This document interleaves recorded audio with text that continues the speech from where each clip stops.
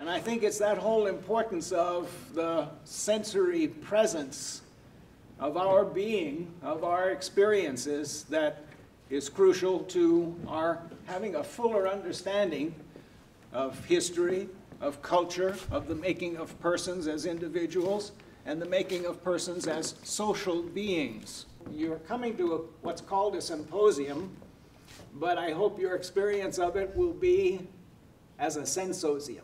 My father had a great impact on my life as a thinker, and he would take me every 6 weeks to this gentleman called Mr. Wright. Mr. Wright was the local barber, and I would watch these sculptors, I call them sculptors, through the laying on of hands, creating these wonderful shapes and hearing these wonderful stories that would somehow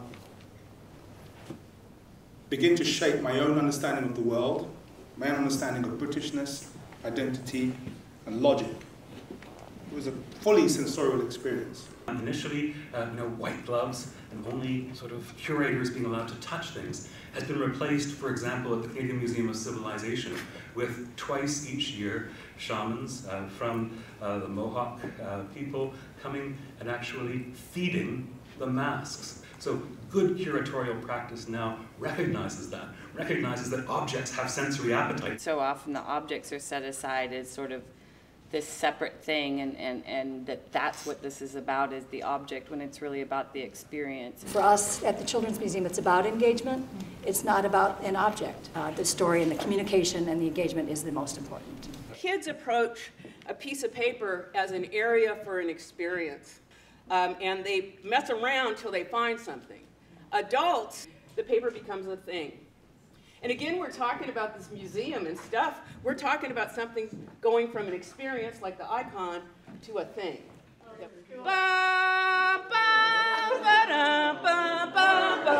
I believe that inquiries into traditional approaches to health and healing among the Shamba provide an important counterbalance to art history's overemphasis on vision.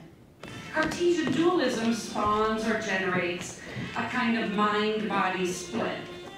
Sisilama spawns or generates mind-body fusion. It's through understanding that rhythm is not only about the time, it's about feeling the space and the suspension that enables you to connect and be able to then speak to that space, to be able to create, to be able to innovate, to be able to occupy a space where you're actually communicating with others. Through magical mechanical power, I contend that this device simulated the fabled fountains and gardens of love, so popular within medieval romance literature, into a material reality. 1, 2, 3, 1, 2, 3, 1, 2, 3, 1, 2, 3, 1, 2, 3, 1, 2, 3, 4, 5, 1, 2, 3, 4, 1. And you see how sophisticated it gets. And this is what our composer is demanding of us, because if we can't do that with complete freedom, we can't improvise. Our lives are constant movement, but through movement we improve the next step, every bit of pun intended, right? So through movement we improve the next step that we make, because through movement we understand our physicality better. When we're hearing a sound that is made from the DNA of our ancestors, we are implicated in that. The object that we hold is implicated in being a sponge for that sound as well. All of these things layered into a chorus of meaning, touch, and sound.